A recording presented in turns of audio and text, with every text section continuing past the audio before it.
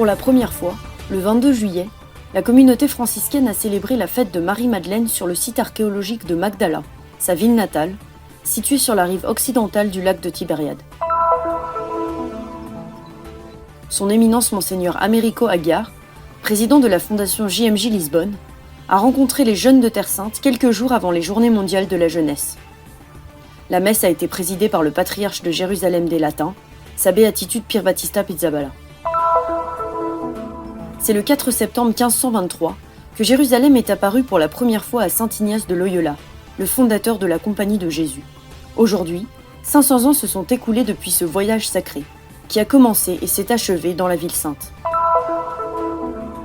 Histoire, antiquité et splendide mosaïque réunies dans une ville unique, Séphoris. Capitale de la Galilée à l'époque de Jésus, c'est aussi, selon une tradition apocryphe, la ville de Saint Joachim et Sainte Anne.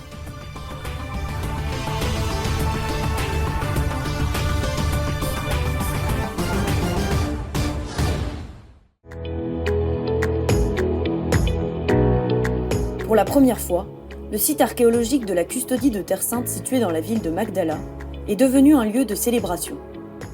C'est en 1889 que la Custodie décide d'acheter ce terrain, susceptible de contenir les anciens vestiges de ce que l'on croyait être la maison de la disciple de Jésus.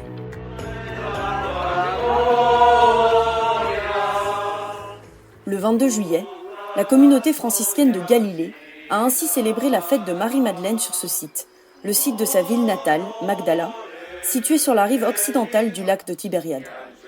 Un mémorial liturgique que le pape François, par un décret du 3 juin 2016, a voulu rendre plus solennel en l'élevant au même niveau que les fêtes qui célèbrent les apôtres. Le frère Francesco Patton, qui a présidé la célébration, a également rappelé le frère Frédéric Mans en décrivant la première rencontre entre Jésus et Marie de Magdala. Marie nous enseigne au moins 3 choses fondamentales, a souligné le custode dans son homélie. La valeur de la fidélité, de l'amour et du témoignage. C'est elle qui accompagne Jésus à Jérusalem, qui reste sous la croix, sur le calvaire, fidèle à son maître, fidèle à son Seigneur. Mais surtout, c'est elle, a poursuivi le frère Patton, qui rencontre pour la première fois le ressuscité devant le tombeau vide, devenant ainsi le premier témoin de la victoire de Jésus sur la mort. La célébration s'est achevée par une procession de la congrégation et des fidèles, le long d'un parcours traversant toute la zone des fouilles archéologiques de l'ancienne ville de l'apôtre des apôtres.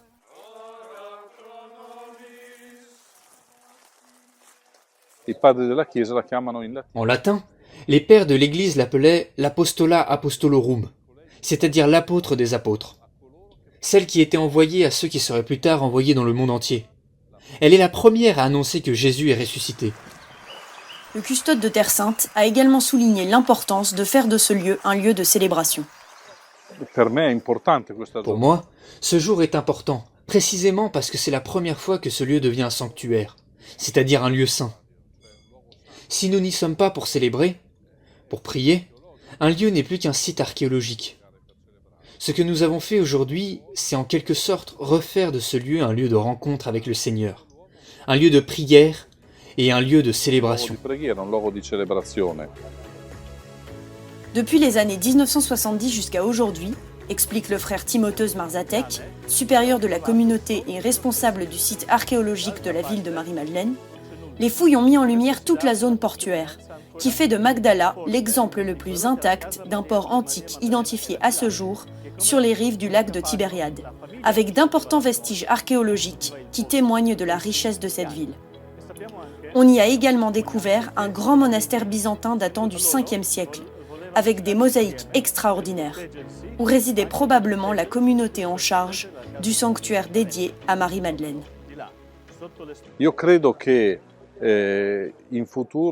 Je pense qu'à l'avenir, de nombreux pèlerins viendront ici visiter ce fragment de l'ancienne ville de Magdala.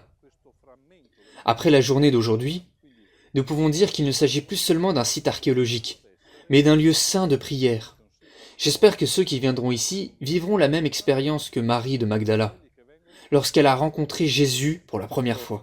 Maria di Magdala, quando ha incontrato Gesù per la prima volta, Ora pro nobis causa nostra laetitia. Ora pro nobis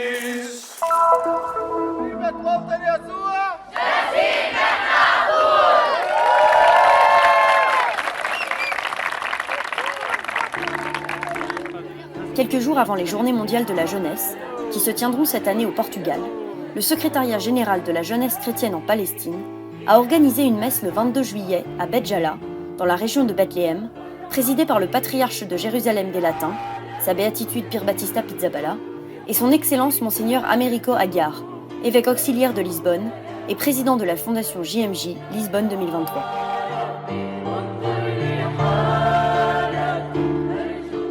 A razão da vinda são duas. Uma, cumprir uma promessa. Il y a deux raisons à ma visite. La première est de tenir une promesse faite aux jeunes qui sont venus de Terre Sainte à Lisbonne pour se préparer au pèlerinage. Je leur avais dit qu'avant les JMJ, je trouverais le temps de leur rendre visite. Et c'est ce que je fais. L'autre raison concerne ce que le pape François m'a toujours dit. N'oubliez pas ceux qui ne peuvent pas venir à Lisbonne. J'ai fait cet effort. Nous nous sommes efforcés d'aller à la rencontre des jeunes qui ont des difficultés à se rendre à Lisbonne, comme ceux d'Ukraine et de Terre Sainte. Dificuldades em ir a Lisboa, a Ucrânia e a Terra Santa.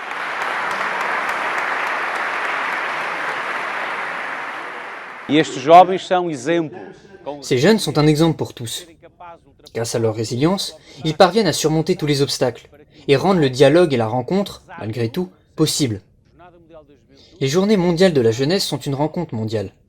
Elles sont très importantes et nous nous efforçons de faire venir à Lisbonne des jeunes du monde entier. Ils représentent cette fraternité universelle, Fratelli Tutti. Il est certain que les jeunes palestiniens seront, d'une manière particulière, une présence très appréciée, très chère aux jeunes du monde entier. Presença muito amada, muito querida da parte dos jovens do mundo inteiro.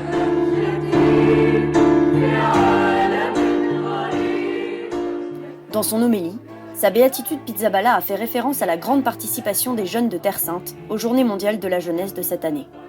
90 de Jordanie, 50 de Galilée, 200 de Palestine et, pour la première fois, 20 de Chypre. Le patriarche a invité ces jeunes à s'investir dans le bien, malgré les nombreuses injustices dont ils sont témoins dans leur vie.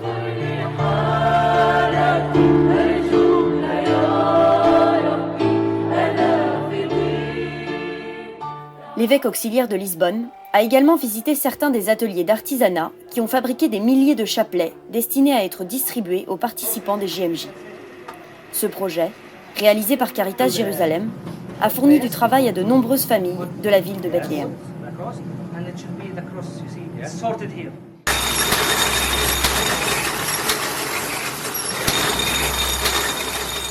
A Jornada Mundial da Juventude do Panamá. Les JMJ de Panama avaient déjà collaboré avec Caritas Jérusalem pour la production de chapelets. Nous avons donc décidé de leur demander d'en produire de nouveaux pour les JMJ de Lisbonne. Entre-temps, nous avons commencé à chercher une aide financière et nous nous sommes tournés vers l'aide à l'Église en détresse, qui soutient désormais le projet. Un projet qui permet à de nombreuses familles d'avoir un revenu grâce à la production de ces chapelets, qui seront distribués lors des Journées mondiales de la jeunesse de cette année. Esta terra, através da produção dos terços rosários que são distribuídos em Lisboa aos jovens. Les JMJ offrent à chaque jeune une expérience de rencontre avec le Christ, un dialogue personnel avec lui. C'est cette jeunesse qui, comme nous le rappelle le pape François, apporte une forte contribution à la mission de toute l'Église, en particulier aux générations futures.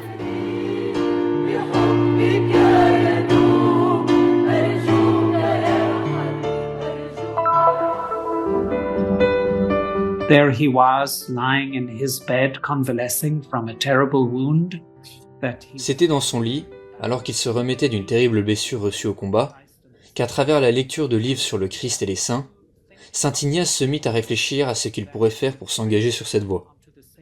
Il associa immédiatement cette quête à Jérusalem. Christ, seeking to imitate Christ, and immediately he linked that with Jerusalem. Un pèlerin exceptionnel. C'est le 4 septembre 1523 que Jérusalem est apparue pour la première fois à saint Ignace de Loyola, le fondateur de la Compagnie de Jésus. Aujourd'hui, 500 ans se sont écoulés depuis ce voyage sacré, qui a commencé et s'est achevé dans la ville sainte. He went around on a regular pilgrimage, guided by the Franciscans living with the C'était un pèlerin régulier. Il avait des guides franciscains, il vivait avec eux. Mais il y avait en lui ce désir ardent de rester en Terre Sainte, de s'y ancrer. La visite des lieux saints lui apportait toutefois une grande consolation. Il vit le Cénacle, le Mont Sion, où il vécut probablement avec les franciscains, le Saint-Sépulcre, où il assista à la messe et participa aux processions, le mont des Oliviers, Ain Karem, Bethléem, Jéricho et le Jourdain. Lorsqu'il finit par demander au custode de l'époque, le responsable des franciscains, la permission de rester, ce dernier lui répondit que c'était impossible. Et bien que son désir de vivre à Jérusalem pour travailler pour les bonnes âmes l'ait animé pendant de nombreuses années, il accepta cette réponse. Son obéissance caractérise celle que les jésuites doivent montrer envers l'autorité de l'Église. And this is something that afterwards is supposed to characterize the Jesuits, their obedience to authority in the church.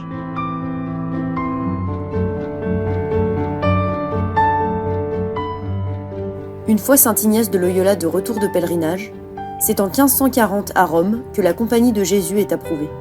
À Jérusalem, cet ancien ordre est présent depuis 1913 au sein de l'Institut biblique pontifical de la ville.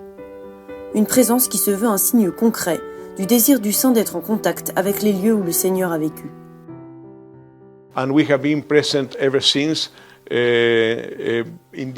Depuis lors, nous sommes impliqués dans diverses activités, toutes liées au monde biblique. D'abord par le biais de l'archéologie, puis, depuis 30-40 ans, en tant que campus de l'Institut à Rome, afin d'offrir à nos étudiants un moyen de passer un certain temps ici pour étudier. Mais la présence de la Compagnie de Jésus va bien au-delà. Depuis 40 ans, des jésuites travaillent à l'université de Bethléem, dirigent l'Institut Tentour et sont présents aux côtés des migrants, notamment en leur apprenant l'anglais. Certains de nos confrères organisent aussi des retraites, enseignent au séminaire local ou sont des leaders spirituels.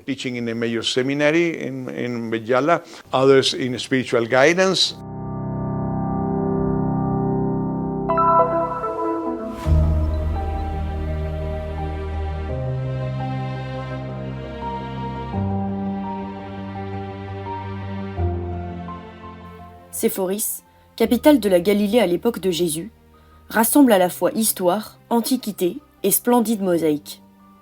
Chaque année, de nombreux chrétiens la visitent, car selon une tradition apocryphe, c'est aussi la ville de Saint Joachim et Sainte Anne. Pour nous, c'est magnifique. Environ 250 à 300 fidèles nous viennent de Nazareth et des environs. Il n'y a alors plus de silence monastique, mais la prière chrétienne catholique est très forte. Tous les gens peuvent participer et célébrer la messe avec nous. Deux moines de la congrégation du Verbe incarné gardent les vestiges de la basilique érigée par les croisés, qui se trouve sur un terrain acheté par la custodie de Terre Sainte en 1841. Nous sommes à Séphoris, qui était à l'époque la capitale d'Hérode. C'est une joie, c'est une grâce de Dieu d'être ici, là où se trouvait la maison de Sainte Anne. La Vierge, lorsqu'elle était enfant, a vécu ici. Peut-être jouait-elle dans le jardin. Joseph et Josie venaient également probablement travailler ici. Je suis heureux de participer à ce grand projet, ce renouvellement de pèlerinage dans ce lieu. Car, s'il a longtemps été caché, c'est un endroit très important où l'on peut voir la sanctification dans la vie quotidienne. Une ville située à quelques kilomètres de Nazareth, dont ni l'Ancien ni le Nouveau Testament ne parlent, mais qui, selon l'historien Joseph Flavius, est devenue, au 1er siècle de notre ère, le joyau de la Galilée. Il s'agit d'une citerne datant du 1er siècle après Jésus-Christ.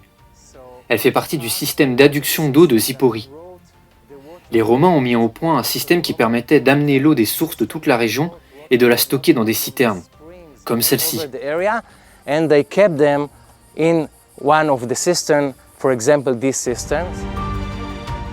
Au 2e et 3e siècle, Séphoris ressemblait à une ville romaine typique. Cardo et Decumanus, rues pavées, quartiers commerciaux et résidentiels, ainsi qu'un théâtre de plus de 3000 places. Le tout était utilisé par une population mixte, juifs, chrétiens et païens. In the Roman time, in the pagan time, when Jesus was here À l'époque romaine, à l'époque païenne, à l'époque de Jésus, il y avait un temple ici, un temple romain païen. Il était relié à la route. Plus tard, avec l'avènement du christianisme au IXe siècle, le temple a été transformé en église. Ils ont construit une grande église ici. Ce que vous voyez ici sont les vestiges d'une abside. Il y a aussi les vestiges des chapiteaux de la grande basilique. Sur les côtés, on peut voir des croix. there is an inscribed big cross. So we are now in the Jewish quarter of Tzipori. It is dated from the Nous sommes dans le quartier juif de Zipori. Il date du 1er ou du 2e siècle. Les fouilles nous ont permis de découvrir de nombreuses petites maisons. Chacune d'entre elles dispose d'installations pour préparer la nourriture, mais aussi d'un bain rituel, ce que nous appelons le mikvé, qui a fait partie intégrante de la vie des Juifs depuis l'Antiquité jusqu'à aujourd'hui. Ces derniers recueillaient l'eau du toit et la transportaient jusqu'au bain rituel. They were collecting the water from the roof and bringing down all the way to the ritual bath.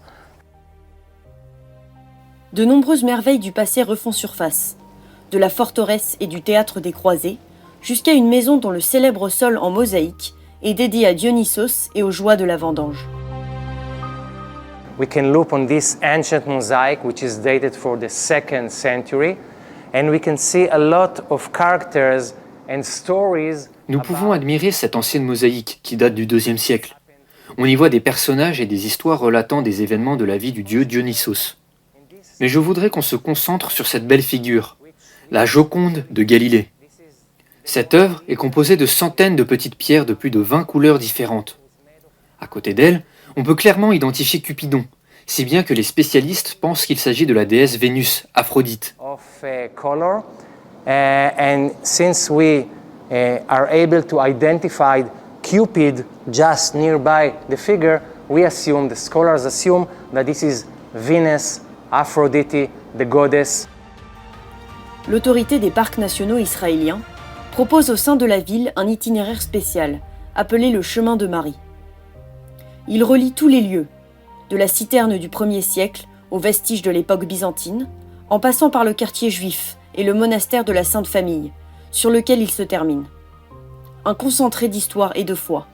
C'est ce que l'ancienne Séphoris a à offrir.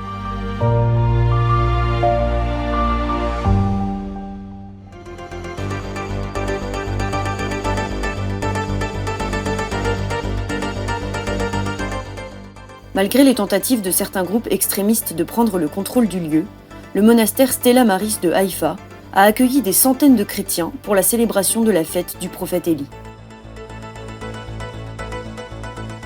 Dans le sanctuaire mémorial de Moïse du Mont Nebo, en Jordanie, le frère Francesco Patton, custode de Terre Sainte, a présidé la messe commémorant le 99e anniversaire de l'arrivée des premiers frères franciscains en ce lieu.